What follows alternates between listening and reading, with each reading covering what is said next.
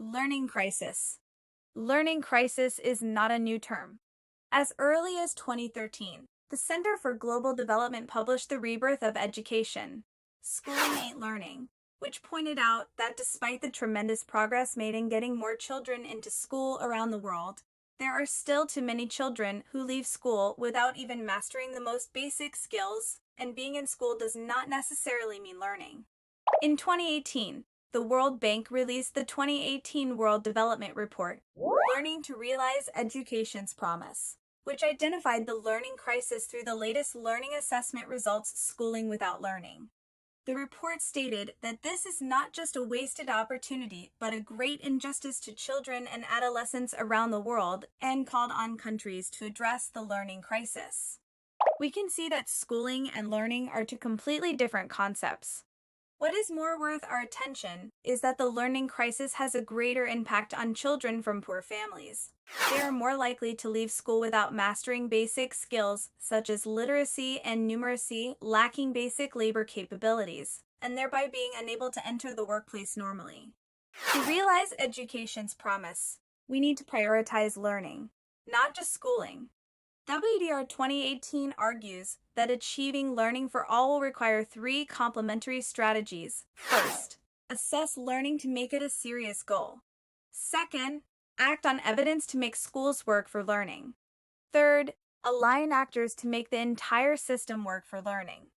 In September 2022, during the 77th United Nations General Assembly in New York, USA, UN Secretary-General Antonio Guterres organized the Transforming Education Summit. In his opening remark, he mentioned that the learning crisis emerged long before and has become increasingly severe.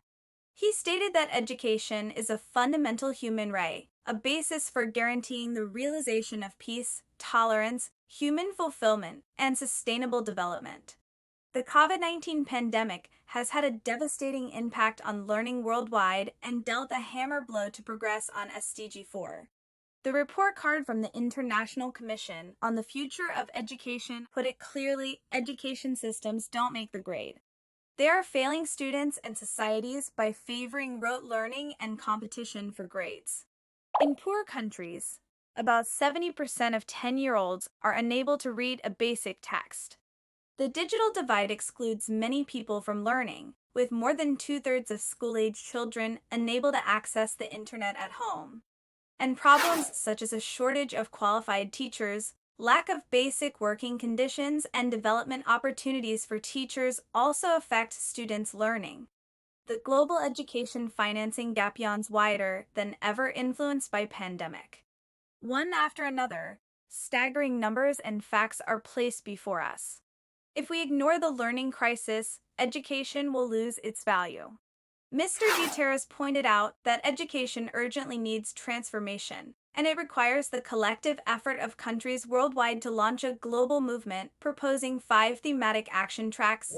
First, inclusive, equitable, safe, and healthy schools. Second, learning and skills for life, work, and sustainable development. Third, teachers, teaching, and the teaching profession. Fourth, digital learning and transformation. Fifth, financing of education. Based on the 5 thematic action tracks mentioned by Mr. Guterres, over 130 countries have made commitments based on their national conditions, prioritizing education. Each of us can make our efforts in these areas. Additionally, the Secretary-General and Gordon Brown, the UN Special Envoy for Global Education, together announced the International Financing Facility for Education, the first of its kind finance facility developed in partnership with the governments of Sweden, the UK, the Netherlands, as well as the Asian and African Development Bank. THIFT will provide an initial $2 billion in additional affordable funding for education programs to be dispersed starting in 2023 and could unlock an extra $10 billion of additional financing for education and skills by 2030. UNESCO and UNICEF launched Gateways to Public Digital Learning, a global multi-partner initiative to create and strengthen inclusive digital learning platforms and content. Please visit the official website to view the speech by UN Secretary-General Antonio Guterres at the TES in September 2022 and the commitments made by various countries. Next, Please watch the video of Gutierrez's opening remark.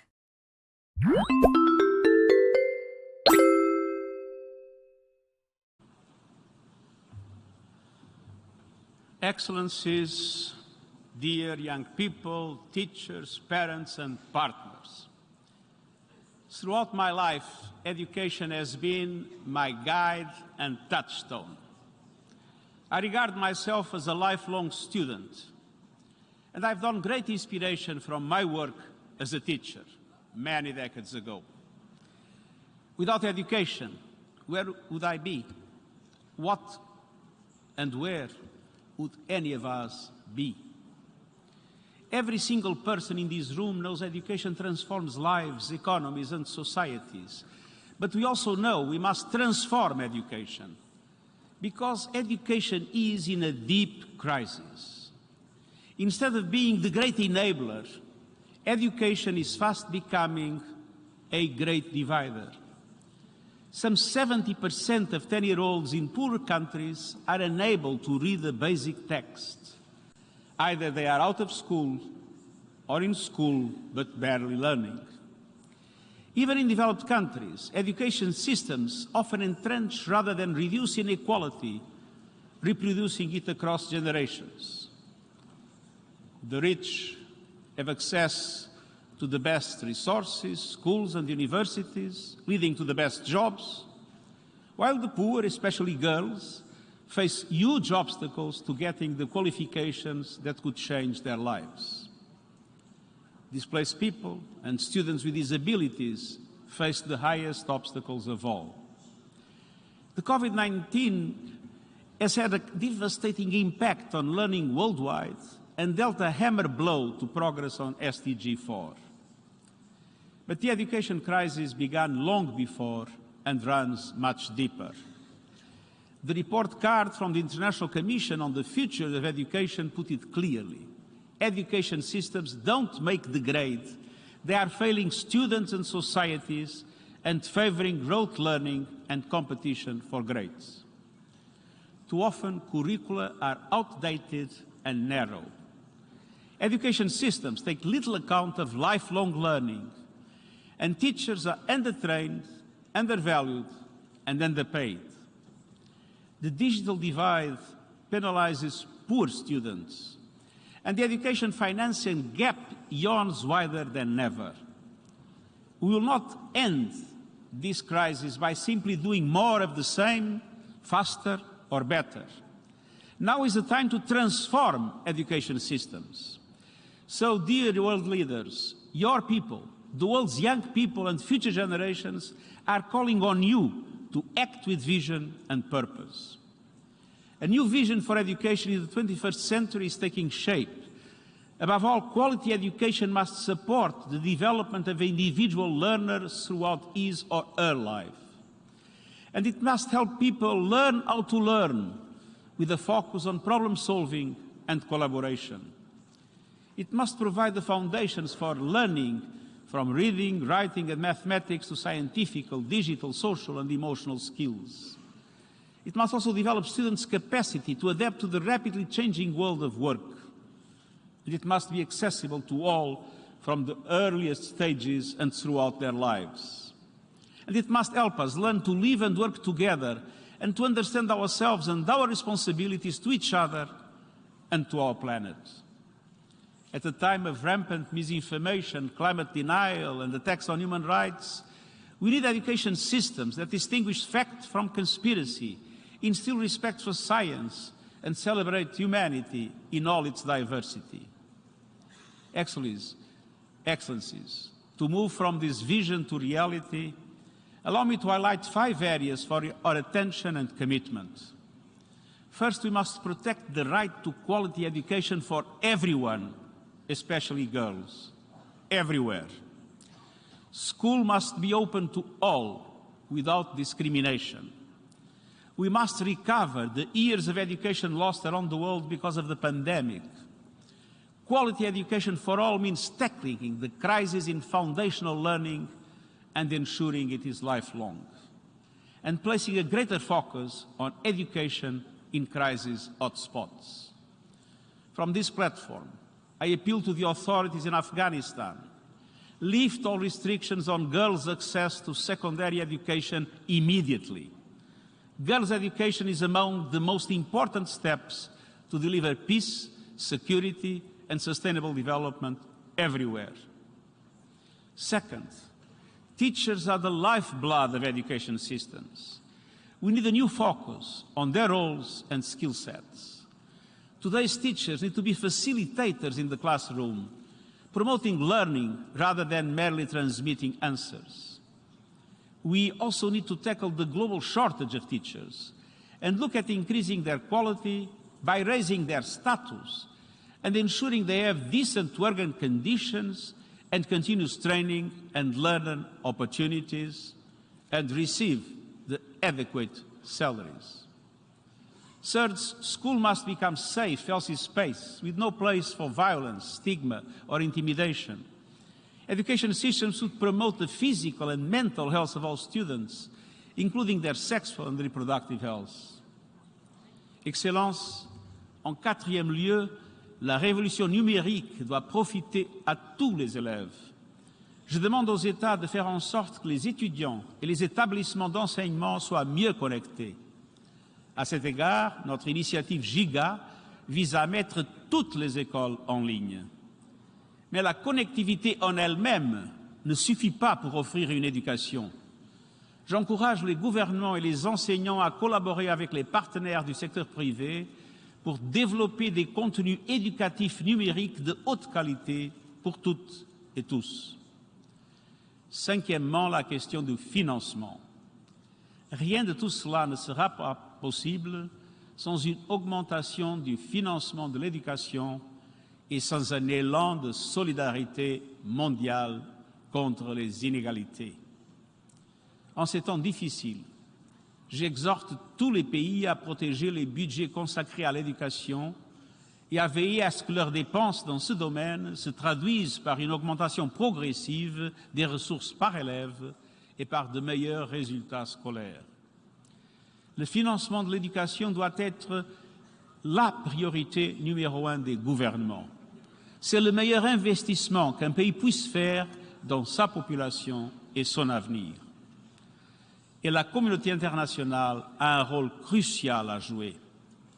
Je demande aux partenaires de développement d'annuler les réductions d'aide et de consacrer au moins 15% de l'aide publique au développement à l'éducation. Les institutions financières internationales doivent apporter des ressources aux pays en développement et leur laisser des marges de manœuvre budgétaires pour qu'ils puissent investir. Leurs dépenses et leurs conseils doivent correspondre à l'objectif d'assurer une éducation de qualité pour toutes et tous. J'invite également les institutions financières internationales à tirer parti de la facilité internationale de financement pour l'éducation. Cet outil vise à mobiliser 10 milliards de dollars pour aider quelques 700 millions d'enfants vivant dans les pays à revenus intermédiaires de la tranche inférieure à recevoir une éducation de qualité. Chers amis, le sommet sur la transformation de l'éducation ne pourra atteindre ses objectifs globaux qu'en suscitant un mouvement mondial.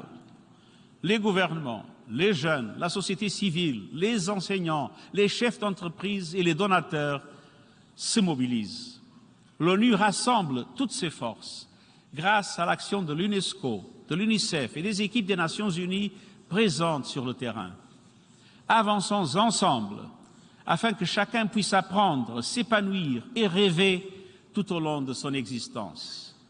Faisons en sorte que les élèves d'aujourd'hui et les générations futures puissent accéder à l'éducation dont ils ont besoin afin de créer un monde plus durable, plus inclusif, plus juste et plus pacifique pour toutes et pour tous. Je vous remercie.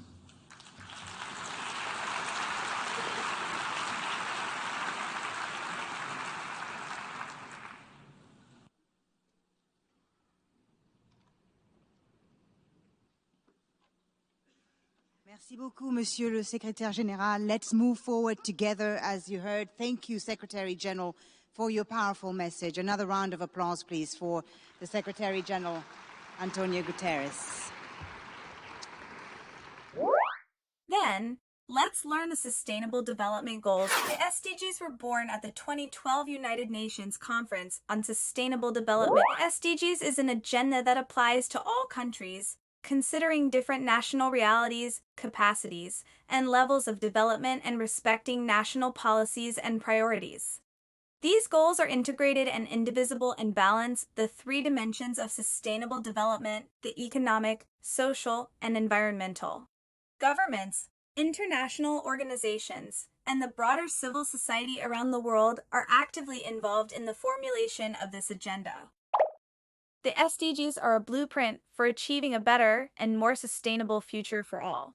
These goals address the global challenges we face, including those related to poverty, inequality, climate, environmental degradation, prosperity, as well as peace and justice. These goals are interconnected and aimed at leaving no one behind. We must achieve each goal by 2030. The SDG 4 we often talk about is the Educational Sustainable Development Goal, specifically referring to ensure inclusive and equitable quality education and promote lifelong learning opportunities for all.